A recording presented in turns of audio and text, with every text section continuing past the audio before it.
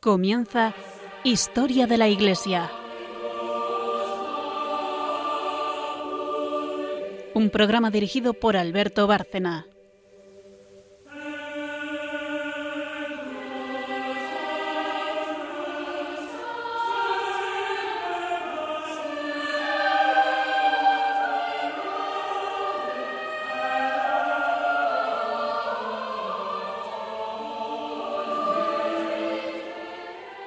Buenas tardes, María Ornedo. Buenas tardes. Buenas tardes, Carmen Turdemontis. Buenas tardes. Y buenas tardes a todos los oyentes de Historia de la Iglesia en Radio María. Un programa más, después de ya varios años.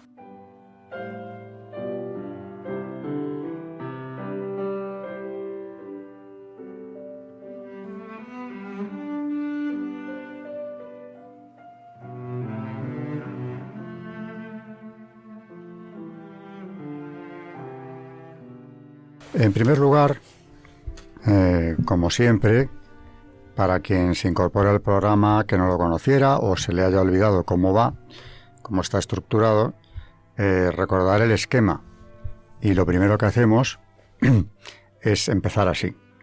Tenemos 3 secciones. La primera es Historia de la Iglesia, evidentemente, a cargo de Carmen Turdemontis, que lleva esta sección como historiadora del programa que es. Hay una segunda sección que es el santo del día, no confundir con el santo del calendario litúrgico porque no tiene nada que ver, es un santo que elegimos, o en este caso van a ser varios. Y después del santo santos, que como digo lleva Carmen también, la segunda sección. La tercera es ya Magisterio de la Iglesia y lo lleva María Ornedo. María Ornedo, adelanto que nos trae hoy una encíclica tan importante, trascendente y valiosa para el cristiano católico y para todo cristiano, y yo diría que para el que no lo sea también, como es Veritatis Splendor. Sin más, pues empezamos enseguida.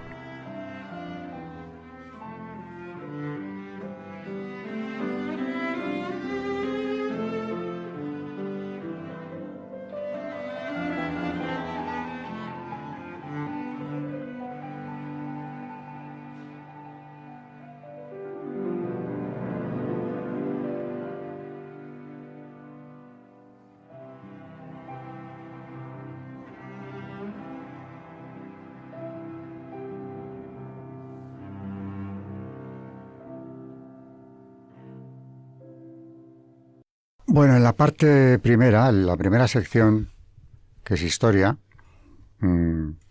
Carmen va a continuar con un tema que venimos desarrollando hace tiempo, antes del cambio de horario, por supuesto, mucho antes, que es la Guerra de la Vendée, donde se produce una serie de martirios colectivos e individuales de una crueldad extraordinaria, llegando a un verdadero genocidio nunca reconocido, naturalmente, por la República Francesa. No puede, se siente incapaz de reconocer este genocidio, y por eso el autor de la tesis doctoral que cambió la historia, Reynald Césaire, autor de la Vendée, 20 años más tarde de la tesis doctoral, publicó otro libro que me acaba de hacer llegar, todavía no lo he empezado, pero estoy deseando hacerlo, que es, hablando ya del memoricidio, es un ensayo, el memoricidio de lo que pasó allí. El memoricidio, es decir, matar la memoria de aquellos mártires de la Vendée. Eso es lo que ha ocurrido. En Francia han procurado no hablar de esto más que lo imprescindible. Hay muy pocos mártires de la Vendée que hayan sido ya canonizados, una cantidad insignificante si tenemos en cuenta que fue un pueblo mártir en un porcentaje terrible, y son miles y miles, pero es lo que hay.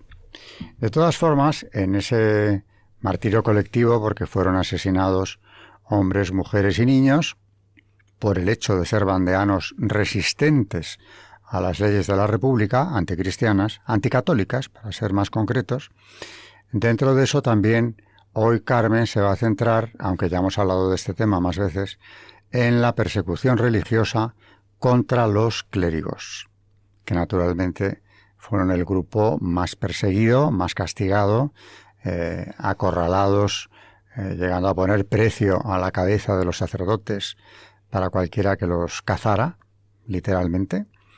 Y nos va a hablar hoy precisamente de esto. La persecución contra el clero, no creo que hoy acabemos con esto, pero en cualquier caso vamos a empezar con ello. Hay mucho que decir. Seguimos teniendo como referente la gran obra de Reynal Séchard, La Vendée Vangée. No se ha publicado en español, siempre encuentra trabas esta obra decisiva, pero cambió la historia y la historiografía, porque de hecho también lo he dicho aquí, a partir de la aparición de este libro, pues se ha creado una escuela revisionista sobre la Revolución de historiadores franceses, que es lo más interesante.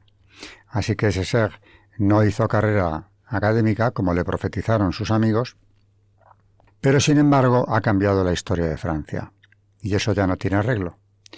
Así que empezamos con la persecución religiosa, y en cuanto a documentación, lo principal que está manejando Carmen ahora es documentación de la tesis doctoral de Reynal Séchard.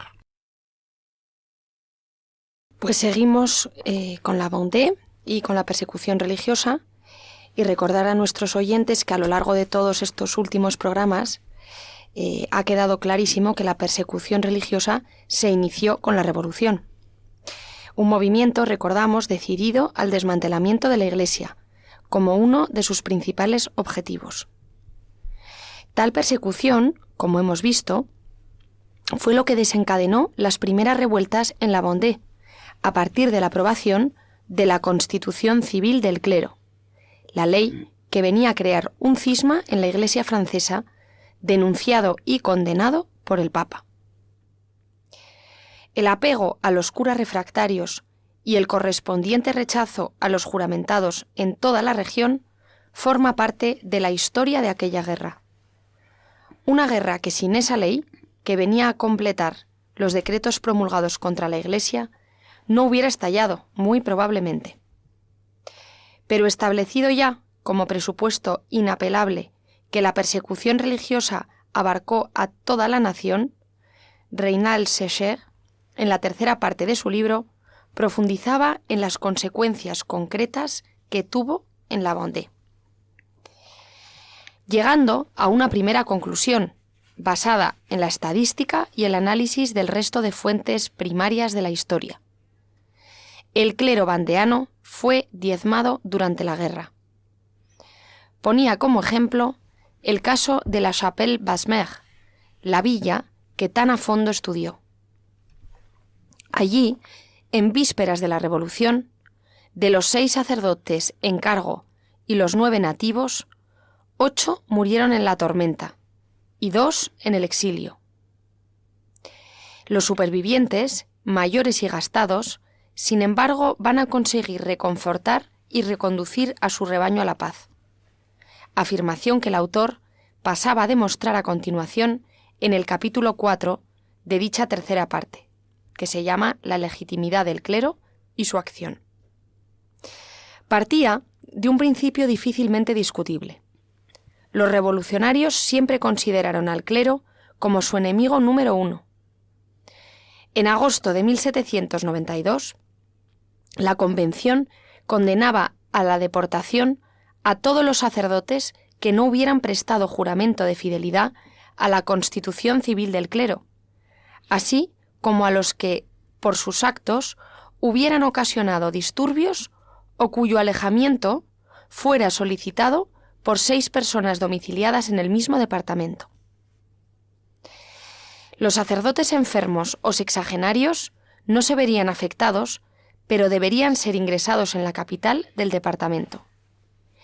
Toda infracción sería castigada con 10 años de prisión. Nadie, medianamente ecuánime, dejaría de reconocer que aquellas fuesen medidas persecutorias, empezando por el propio rey, que decidió hacer uso de la prerrogativa concedida por la Constitución aprobada el año anterior, que le convertía en monarca constitucional, el derecho de veto.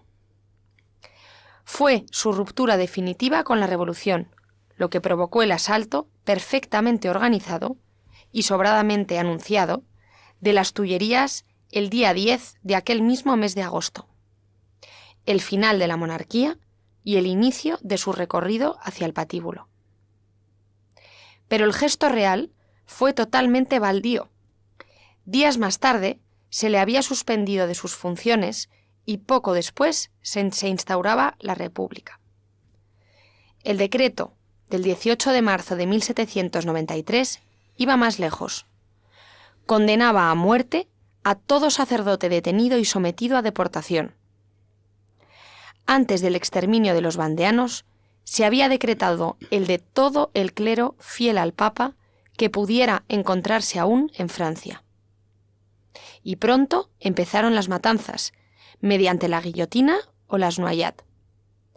84 sacerdotes en Nantes el 16 de noviembre de 1793. No fue simplemente un exterminio frío y sistemático. Vino acompañado de exhibiciones de crueldad verdaderamente sorprendentes en un país civilizado hasta entonces. Sécher publicaba en su libro algunos ejemplos de sacerdotes odiosamente tratados, como el abate Joseph Cosnot, titular del beneficio de la caballería en Montmisson. Detenido por los azules a finales de 1794, fue atado a la cola de un caballo, comenzando de ese modo un periplo de pueblo en pueblo hasta llegar a Ancenis, pasando por Saint-Herblain. Allí fue mutilado a sablazos y atado a una plancha que sus verdugos arrojaron al Loira. Desde las orillas los soldados se divirtieron afinando su puntería sobre él. El siguiente caso constituye un ejemplo de lo que podía sucederle a un sacerdote refractario que osara celebrar una de aquellas misas clandestinas de las que ya hemos hablado. El del abate Louis Jousset, refugiado en el Cellier, en su parroquia natal, que fue sorprendido mientras decía misa en el bosque vecino, sufriendo por ello una suerte peor aún que la del anterior. Después de sufrir horribles torturas que Sécher decidió no describir, le mataron y arrojaron sus miembros a los perros. Como vemos, los eclesiásticos, más que ningún otro grupo, fueron objeto de la vindicta pública, como escribió un autor citado por Sécher, J.R. Cole, que en su Petite Histoire de la Rochelle explicaba cómo la propaganda revolucionaria había hecho a los católicos que querían conservar su fe responsables de todos los males, por lo que siempre que se agravaba la situación del odio, con toda naturalidad, se dirigía contra sus pastores. Por eso, el inicio de la guerra de la Vendée vino señalado con un linchamiento de sacerdotes en la zona republicana. Después de la derrota del general republicano Marcet en Pontcharron, el 19 de marzo de 1793, los soldados llegados en desorden a La Rochelle exigieron, con el apoyo de la población, la cabeza de su jefe. Para distraerlos, el comisario del distrito, Grassou, dio la orden al procurador del municipio de liberar a 4 sacerdotes, bajo pretexto de enviarlos a la isla de Oléron. Otra vez vemos el recurso a las sacas de las cárceles para eliminar al adversario injustamente apresado, como había ocurrido a escala mucho mayor en las matanzas de septiembre de París. Solo que esta vez no se trataba únicamente de deshacerse de aquellos 4 curas, sino de utilizarlos para saciar las ansias de sangre de unos soldados derrotados y un pueblo desquiciado por la propaganda y los acontecimientos vividos en los últimos años, salvando de paso la cabeza de un general republicano amenazado por sus propios hombres. Apenas estuvieron en la calle aquellos 4 sacerdotes, la muchedumbre amotinada por el peluquero d'Arbelé se abalanzó sobre ellos, golpeándolos, y les forzó a volver a su prisión. Eso no hizo sino aumentar la furia de una muchedumbre ebria de sangre, que no estaba dispuesta a soltar ya su presa. Dice: los hombres golpean a golpes redoblados. Las mujeres agarran las cabezas para golpearlas contra el suelo. Otro se divierte haciendo pasar bajo el mentón de las mujeres una oreja ensangrentada. Un marinero abre un vientre con una navaja. Una mujer grita: «Esto vale más que el agua bendita». Los cadáveres son después arrastrados por el muelle, soportando siempre cantidad de golpes. Un tal Lionet blandía con sarcasmo pedazos de carne y un crucifijo. Todos los sacerdotes tienen la cabeza cortada, pinchada en horcas y paseada a través de la ciudad. El acta de defunción lleva la increíble mención: curas muertos, víctimas de una emoción popular. Al día siguiente, el 22 de marzo, otros eclesiásticos sufrieron la misma suerte. Sus despojos son cortados en trozos que se disputan los degolladores diciendo: «Tienes uno más gordo que el mío». En fin. Bueno, pues queda suficientemente claro que, por supuesto, las autoridades, ya lo hemos visto hablando de la Vendée, son quienes dirigen las matanzas. Es un caso clarísimo en toda la Revolución. Así pasó en las matanzas de septiembre de París, mencionadas por Carmen aquí y ahora, y volverá a ocurrir en próximas matanzas, concretamente aquí en Madrid, cuando la Guerra Civil, las sacas de las prisiones, donde estaban presos como los de París, de las prisiones de París, ¿no? O estos curas de la Goselle, eran sacados a la calle y asesinados de cualquier forma, entregados a una masa de gente enardecida por la propaganda y totalmente ofuscada, que cometió con ellos auténticas atrocidades. El precedente, como siempre, de una persecución tan dura y cruel contra los católicos en un país católico, lo encontramos en Francia. A partir de aquí ya, cuando se instaure el régimen liberal en toda la Europa occidental, iremos viendo que no fue tan extraño que se repitiera el patrón de Francia. Y efectivamente aquí en España, desde luego en el siglo XX, también lo vemos. Durante los años de la Guerra Civil, concretamente en la zona republicana, el trato recibido por los sacerdotes no fue ni mucho menos mejor que el que recibieron aquellos sacerdotes de la Goselle. Con esto hemos terminado la parte histórica por hoy y pasamos, después de una breve pausa, a hablar de santos relacionados con el tema.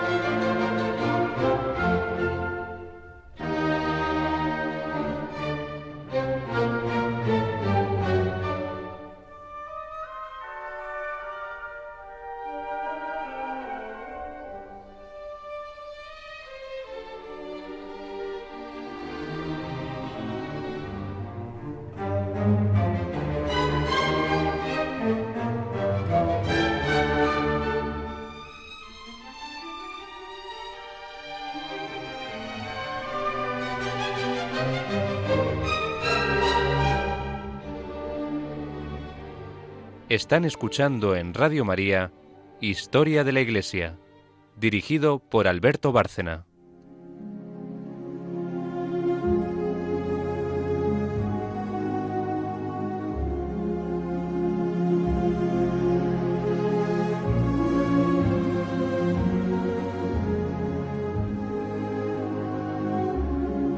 Santos en la historia de la Iglesia.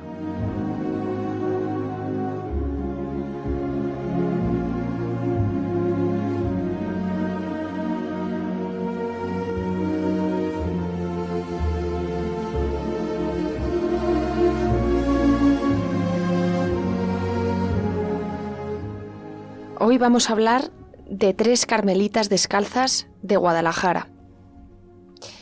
El día 21 de julio de 1936, el comandante de ingenieros Ortiz de Zárate convence al regimiento de aerostación de guarnición en Guadalajara para que se una a la sublevación militar, por lo que se declara el estado de guerra y la guarnición ocupa la ciudad, poniendo en libertad a diversos jefes que estaban en la prisión militar. Pero al día siguiente, vencida la resistencia del cuartel de la Montaña, sale de Madrid una columna integrada por unidades militares, Guardia Civil y de asalto, y numerosas milicias anarquistas que acaba con la resistencia de la guarnición de Alcalá de Henares y ataca, a continuación, a las fuerzas que defienden Guadalajara en el puente de la carretera de Madrid. Tras un primer ataque que es rechazado, las fuerzas atacantes logran penetrar en la ciudad mediante un movimiento envolvente, y la lucha concluye a las 7 de la tarde con el asesinato del comandante Ortiz de Zárate, que había sido hecho prisionero, y de un numeroso grupo de jefes y oficiales que se había refugiado en dependencias militares, quedando Guadalajara a merced de los milicianos victoriosos. Mientras tanto, en el convento de San José, de las Carmelitas Descalzas, existente en la ciudad, deciden abandonar la clausura. A este fin, salen del mismo las religiosas en varios grupos, vestidas de seglar, pasando la noche del día 23 al 24 en los sótanos del Hotel Iberia y en una pensión. Pero como quiera que eran muchas las alojadas, se decidió que las hermanas María del Pilar, Teresa y María de los Ángeles se refugiaran en otra casa de una familia conocida en la calle Francisco Cuesta número 5. El relato que les vamos a contar describe el martirio de las 3 religiosas y procede del libro de Montero, de Antonio Montero, Historia de la persecución religiosa en España, que a su vez acoge descripciones contenidas en el libro de Feraud García, 3 azucenas ensangrentadas de Guadalajara. Y dice así: caminaban tímidamente, temiendo ser sorprendidas y disimulando lo más posible. Pero tal vez esto sirvió de pista a un grupo de milicianos y milicianas que se divertían alborotadamente en plena calle. Fue una de las camaradas la que se dio cuenta y gritó: «¡Son monjas! ¡Disparad sobre ellas!». Aunque parezca increíble, su grito salvaje fue secundado sin dilación, organizándose un despiadado acoso contra las 3 pobres mujeres que huían despavoridas hacia la calle Francisco Cuesta. Pudieron entrar en el número 5, y aunque llamaron angustiadamente en 2 pisos, no pudieron encontrar a quienes buscaban. Viéronse, pues, nuevamente en la calle, a merced de los milicianos, que sin duda hicieron fuego contra ellas. La hermana María de los Ángeles fue la primera de las 3 en caer sobre el bordillo de la acera. Una de las balas atravesó su corazón y quedó exánime su cuerpo. Junto a ella, la hermana Pilar quedó tendida en un charco de sangre, profiriendo frases como «Dios mío, Dios mío». Lejos de provocar compasión, volvieron a disparar contra ella, y hasta la hirieron con arma blanca, dejándola el riñón al descubierto. Con el ruido de las detonaciones y griterío, se fue amontonando la gente. Un guardia de asalto, que también acudió, quiso poner orden. Increpó a los asesinos y procuró trasladar a la ensangrentada víctima a una farmacia vecina. Allí se vio que el caso era de muerte y que procedía con toda urgencia el traslado al hospital. Detienen el primer coche que pasa por la puerta. La reacción brutal del chófer vendrá a añadir una pincelada aún más negra al horrible cuadro. «Traédmela aquí», y yo la remataré, y pisa de nuevo el acelerador. El segundo intento da resultado, y poco después se la traslada en otro coche al dispensario de la Cruz Roja, entonces en la Plaza Merlasca. A punto estuvieron los que conducían la camilla de ser ellos mismos linchados a la puerta del establecimiento por otro grupo de milicianos que quería rematar a la víctima antes de que ingresara. Se impuso la autoridad de los guardias de asalto y pudo pasar Sor María del Pilar a unas manos humanitarias.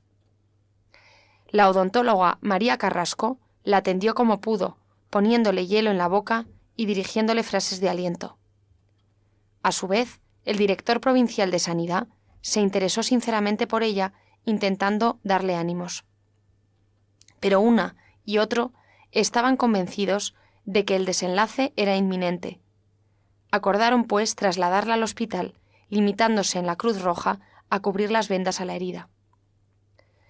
Ya en el hospital y en la cama empezó a recitar las jaculatorias que con toda dulzura iba surgiéndole una hija de la caridad, sugiriéndole: esta recuerda que las últimas palabras escuchadas a la ejemplar carmelita fueron estas: Dios mío, perdónalos, porque no saben lo que hacen. En lo que respecta a la hermana Teresa del Niño Jesús, ha de decirse que no recibió ningún impacto cuando dispararon sobre ellas, e instintivamente corrió a refugiarse a un portal de una casa próxima, y desde allí, a través de varias callejas, intentó entrar en el Hotel Palace, pero estaban a la puerta varios hombres que se lo impidieron. Siguió vagando aturdida hasta toparse con un sujeto que, adoptando un aire protector, le invitó a seguirle a las afueras, con ánimo, en apariencia, de librarla de sus perseguidores. Agarrándola del brazo por el puente de San Antonio, la llevó a las solitarias tapias del cementerio, donde al parecer le hizo proposiciones deshonestas que fueron rechazadas enérgicamente por la religiosa. Mientras tanto, otros milicianos llegaron presurosos y un empleado de la funeraria asegura haber visto a la religiosa cercada por 3 milicianos que le conducían brutalmente, profiriendo expresiones soeces e invitándola a vitorear el comunismo. Afirma que la religiosa contestaba a tales requerimientos: «Viva Cristo Rey». Le mandaron entonces que se adelantara para fusilarla. La hermana Teresa corrió rauda con los brazos en cruz. Una descarga sonó y cayó de bruces, arrojando sangre por la boca. Debió fallecer a los pocos instantes, ya que media hora más tarde, el mismo testigo encontró su cadáver en el interior del cementerio. Los cuerpos sin vida de las 3 carmelitas fueron enterrados en una fosa común en el cementerio de Guadalajara, junto con las otras víctimas de la Guerra Civil. Fue en el año 1941 cuando los cadáveres fueron exhumados, siendo fácilmente reconocidos, pues conservaban aún restos de sus escapularios carmelitanos, correas del hábito y sobre sus pechos el crucifijo que recibieron en el momento de su ingreso en el Carmelo. El proceso de su beatificación se inició muy pronto y culminó el día 29 de mayo de 1987, fecha en que Juan Pablo II inscribió a las Carmelitas Mártires de Guadalajara en el catálogo de los bienaventurados. Y vamos a decir los 3 nombres de estas 3 carmelitas. Una se llamaba Jacoba Martínez García, que ahora es Beata María del Pilar de San Francisco de Borja. La segunda, Eusebia García García, Beata Teresa del Niño Jesús y de San Juan de la Cruz. Y la tercera carmelita, Marciana Valtierra Tordesillas, Beata María Ángeles de San José. Bueno, esto nos da una idea también de por qué mataban a estos religiosos y desde luego en el caso de las carmelitas como en los anteriores, en realidad, ¿no? Pero nadie podría hablar de la peligrosidad social que representaba para la República un Carmelo. Monjas de clausura, estricta clausura, dedicadas nada más que a la oración. Y ya vemos qué pasó con estas 3, que fueron las que lograron alcanzar. Ahora bien, si hablamos de martirios de monjas en la Guerra Civil, pues hay todo un libro dedicado a ellas. No suelo recomendar ninguno, pero este es un libro muy especial porque solo habla de monjas mártires de la Guerra Civil. El hábito y la cruz. religiosas asesinadas en la Guerra Civil Española, de Gregorio Rodríguez Fernández. Y con esto, tras breve pausa, empieza María Ornedo con su sección de Magisterio y, como dije al presentar el programa de hoy, a partir de la encíclica de Juan Pablo II, Veritatis Splendor.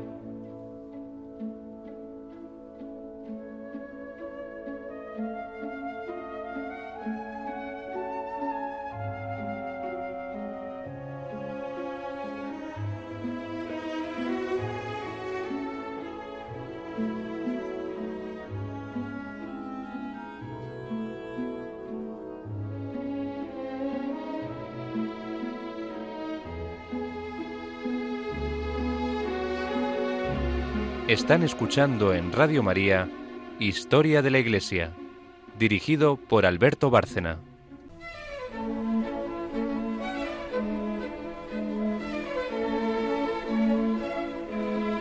El Magisterio de la Iglesia.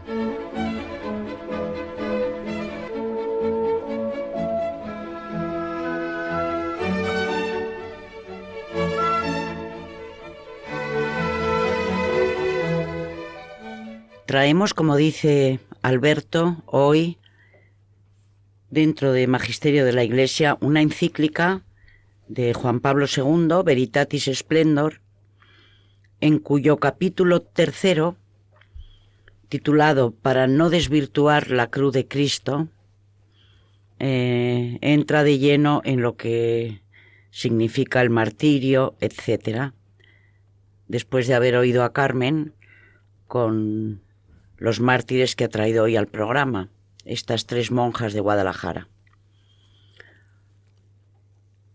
Dice así: el bien moral para la vida de la Iglesia y del mundo. Para ser libres nos libertó Cristo. Gálatas 5:1. La cuestión fundamental que las teorías morales recordadas antes plantean con particular intensidad es la relación entre la libertad del hombre y la ley de Dios, es decir, la cuestión de la relación entre libertad y verdad. Según la fe cristiana y la doctrina, solamente la libertad que se somete conduce a la persona humana a su verdadero bien. El bien de la persona consiste en estar en la verdad y en realizar la verdad. La confrontación entre la posición de la Iglesia y la situación social y cultural actual muestra inmediatamente la urgencia de que precisamente sobre tal cuestión fundamental se desarrolla una intensa acción pastoral por parte de la Iglesia misma. La cultura contemporánea ha perdido en gran parte este vínculo esencial entre verdad, bien, libertad. Y por tanto, volver a conducir al hombre a redescubrirlo es hoy una de las exigencias propias de la misión de la Iglesia por la salvación del mundo. La pregunta de Pilato, ¿qué es la verdad?, emerge también hoy desde la triste perplejidad de un hombre que a menudo ya no sabe quién es, de dónde viene, ni a dónde va. Y así asistimos no pocas veces al pavoroso precipitarse de la persona humana en situaciones de autodestrucción progresiva. De prestar oído a ciertas voces, parece que no se debiera ya reconocer el carácter absoluto, indestructible, de ningún valor moral.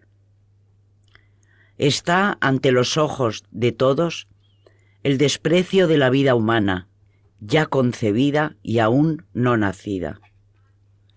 La violación permanente de derechos fundamentales de la persona. La inicua destrucción de bienes necesarios para una vida meramente humana. Y lo que es aún más grave, el hombre ya no está convencido de que solo en la verdad puede encontrar la salvación. La fuerza salvífica de la verdad es contestada y se confía solo a la libertad, desarraigada de toda objetividad. La tarea de decidir autónomamente lo que es bueno y lo que es malo. Este relativismo se traduce en el campo teológico en desconfianza en la sabiduría de Dios, que guía al hombre con la ley moral. A lo que la ley moral prescribe se contraponen las llamadas situaciones concretas, no considerando ya, en definitiva, que la ley de Dios es siempre el único verdadero bien del hombre. La obra de discernimiento de estas teorías éticas por parte de la Iglesia no se reduce a su denuncia o a su rechazo, sino que trata de guiar con gran amor a todos los fieles en la formación de una conciencia moral que juzgue y lleve a decisiones según verdad, como exhorta el apóstol Pablo.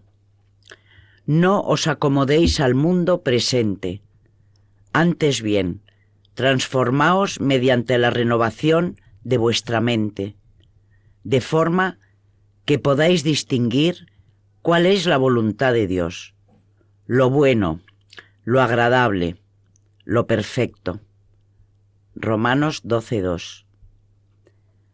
Esta obra de la Iglesia encuentra su punto de apoyo, su secreto formativo, no tanto en los enunciados doctrinales y en las exhortaciones pastorales a la vigilancia, cuanto en tener la mirada fija en el Señor Jesús.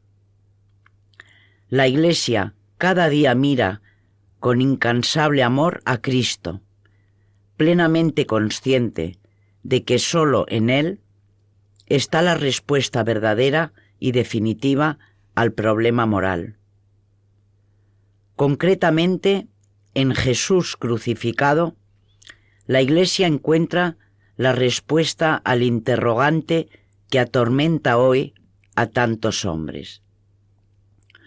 ¿Cómo puede la obediencia a las normas morales universales e inmutables respetar la unicidad e irrepetibilidad de la persona y no atentar a su libertad y dignidad. La Iglesia hace suya la conciencia que el apóstol Pablo tenía de la misión recibida. Me envió Cristo a predicar el Evangelio, y no con palabras sabias para no desvirtuar la cruz de Cristo. Nosotros predicamos a un Cristo crucificado, escándalo para los judíos, necedad para los gentiles, mas para los llamados, lo mismo judíos que griegos, un Cristo, fuerza de Dios y sabiduría de Dios. 1 Corintios 1:17, 23-24. Cristo crucificado revela el significado auténtico de la libertad. Lo vive plenamente en el don total de sí y llama a los discípulos a tomar parte en su misma libertad. La reflexión racional y la experiencia cotidiana demuestran la debilidad que marca la libertad del hombre. Es libertad real, pero contingente. No tiene su origen absoluto e incondicionado en sí misma, sino en la existencia en la que se encuentra y para la cual representa, al mismo tiempo, un límite y una posibilidad. Es la libertad de una criatura, o sea, una libertad donada, que se ha de acoger como un germen y hacer madurar con responsabilidad. Es parte constitutiva de la imagen criatural, que fundamenta la dignidad de la persona, en la cual aparece la vocación originaria con la que el Creador llama al hombre al verdadero bien, y más aún, por la revelación de Cristo, a entrar en amistad con Él, participando de su misma vida divina. Es a la vez inalienable autoposesión y apertura universal a cada ser existente, cuando sale de sí mismo hacia el conocimiento y el amor a los demás. La libertad se fundamenta, pues, en la verdad del hombre y tiende a la comunión. La razón y la experiencia muestran no sólo la debilidad de la libertad humana, sino también su drama. El hombre descubre que su libertad está inclinada misteriosamente a traicionar esta apertura a lo verdadero y al bien, y que demasiado frecuentemente prefiere, de hecho, escoger bienes contingentes, limitados y efímeros. Más aún, dentro de los errores y opiniones negativas, el hombre descubre el origen de una rebelión radical que lo lleva a rechazar la verdad y el bien para erigirse en principio absoluto de sí mismo. Seréis como dioses. Génesis 3:5. La libertad, pues, necesita ser liberada. Cristo es su libertador. Para ser libres nos libertó Él. Gálatas 5:1. Cristo manifiesta, ante todo, que el reconocimiento honesto y abierto de la verdad es condición para la auténtica libertad. Conoceréis la verdad, y la verdad os hará libres. Juan 8:32. Es la verdad la que hace libres ante el poder y da la fuerza del martirio. Al respecto dice Jesús ante Pilato: para esto he venido al mundo, para dar testimonio de la verdad. Juan 18:37. Así, los verdaderos adoradores de Dios deben adorarlo en espíritu y en verdad. Juan 4:23. En virtud de esta adoración, llegan a ser libres. Su relación con la verdad y la adoración de Dios, se manifiesta en Jesucristo como la raíz más profunda de la libertad. Jesús manifiesta además con su misma vida, y no solo con palabras, que la libertad se realiza en el amor, es decir, en el don de uno mismo.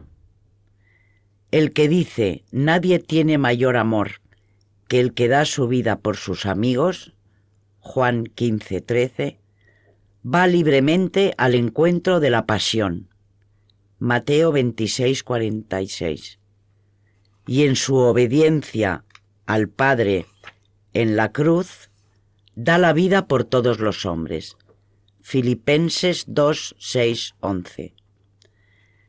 De este modo, la contemplación de Jesús crucificado es la vía maestra por la que la Iglesia debe caminar cada día si quiere comprender el pleno significado de la libertad, el don de uno mismo en el servicio a Dios y a los hermanos.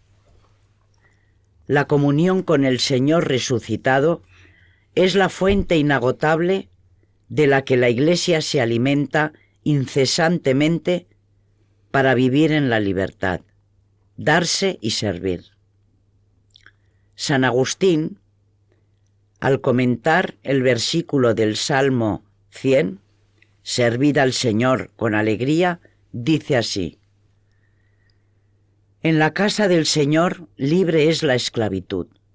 Libre, ya que el servicio no le impone la necesidad, sino la caridad. La caridad te convierta en esclavo, así como la verdad te ha hecho libre. Al mismo tiempo tú eres esclavo y libre. Esclavo porque llegaste a serlo. Libre porque eres amado por Dios, tu Creador. Eres esclavo del Señor y eres libre del Señor. No busques una liberación que te lleve lejos de la casa de tu libertador. De este modo, la Iglesia y cada cristiano en ella está llamado a participar de la función real de Cristo en la cruz. Juan 12:32. De la gracia y de la responsabilidad del Hijo del Hombre, que no ha venido a ser servido, sino a servir, y a dar su vida como rescate por muchos. Mateo 20:28. Por lo tanto, Jesús es la síntesis viviente y personal de la perfecta libertad en la obediencia total a la voluntad de Dios. Su carne crucificada es la plena revelación del vínculo indisoluble entre libertad y verdad, así como su resurrección de la muerte es la exaltación suprema de la fecundidad y de la fuerza salvífica de una libertad vivida en la verdad. Caminar en la cruz. La contraposición, más aún, la radical separación entre libertad y verdad, es consecuencia, manifestación y realización de otra más grave y nociva dicotomía, la que se produce entre fe y moral. Esta separación constituye una de las preocupaciones pastorales más agudas de la Iglesia en el presente proceso de secularismo, en el cual muchos hombres piensan y viven como si Dios no existiera. Nos encontramos ante una mentalidad que abarca, a menudo de manera profunda, vasta y capilar, las actitudes y los comportamientos de los mismos cristianos, cuya fe se debilita y pierde la propia originalidad de nuevo criterio de interpretación y actuación para la existencia personal, familiar y social. En realidad, los criterios de juicio y de elección seguidos por los mismos creyentes se presentan frecuentemente en el contexto de una cultura descristianizada ampliamente, como extraños e incluso contrapuestos a los del Evangelio. Es pues urgente que los cristianos descubran la novedad de su fe y su fuerza de juicio ante la cultura dominante e invadiente. En otro tiempo fuisteis tinieblas, nos recuerda el apóstol Pablo, mas ahora sois la luz en el Señor. Vivid como hijos de la luz, pues el fruto de la luz consiste en toda bondad, justicia y verdad. Examinad qué es lo que agrada al Señor, y no participéis en las obras infructuosas de las tinieblas, antes bien denunciadlas. Mirad atentamente cómo vivís, que no sea como imprudentes, sino como prudentes, aprovechando bien el tiempo presente, porque los días son malos. Urge recuperar y presentar una vez más el verdadero rostro de la fe cristiana, que no es simplemente un conjunto de proposiciones que se han de acoger y ratificar con la mente, sino un conocimiento de Cristo vivido personalmente, una memoria viva de sus mandamientos, una verdad que se ha de hacer vida. Pero una palabra no es acogida auténticamente si no se traduce en hechos, si no es puesta en práctica. La fe es una decisión que afecta a toda la existencia. Es encuentro, diálogo, comunión de amor y de vida del creyente con Jesucristo, camino, verdad y vida. Juan 14:6. Implica un acto de confianza y abandono en Cristo, y nos ayuda a vivir como Él vivió, o sea, en el mayor amor a Dios y a los hermanos. Bueno, este capítulo dentro de la encíclica Veritatis Splendor seguiremos el próximo día, porque ya estamos faltos de tiempo, con este capítulo y su referencia al martirio, que es a partir de ahora cuando más insiste el Santo Padre. Continuaremos el próximo día con esta encíclica. Muy bien, pero aquí ya María ha manejado conceptos, sacados de la encíclica de Veritatis Splendor, muy interesantes y contradictorios, difíciles de entender por una sociedad hedonista, mayoritariamente como es la de ahora, ¿no? Que la libertad está en la esclavitud de Dios, cumplir la voluntad de Dios es lo que nos hace libres, porque además es lo que nos garantiza lo que de verdad importa. Aquí hemos venido, lo repetiremos siempre una y mil veces, a unirnos con Dios, y todo lo demás es nada, con todo lo importante que sea lo que aquí hagamos. Verdaderamente el fin del hombre es unirse con Dios. Por eso también en el Evangelio hay una frase que me estaba recordando ahora, lo oiga María, pero que es fundamental y que yo creo que nos tenemos que aplicar. Cuando dice: haceros un tesoro en el cielo, donde no hay polilla ni carcoma que roan los bienes, ni ladrones que abran boquetes y roben, porque donde está tu tesoro, estará tu corazón. O sea que todos los criterios del mundo, donde la libertad para muchos es el libertinaje, hacer exactamente lo que te da la gana en cada momento y pasártelo lo mejor posible, disfrutar en el concepto más materialista del mundo y de los placeres que te ofrezca. Y realmente no es eso. La libertad hay que emplearla para lo que Dios nos la ha dado.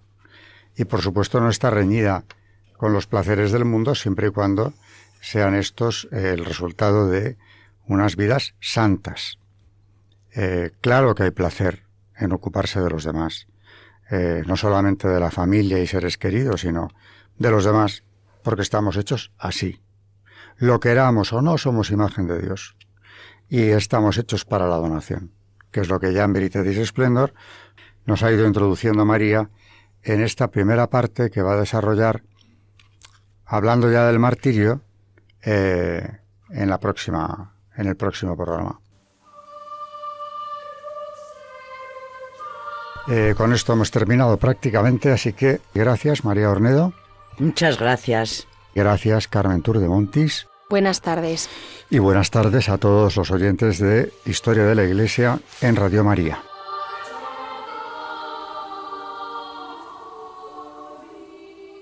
Han escuchado Historia de la Iglesia, un espacio dirigido por Alberto Bárcena.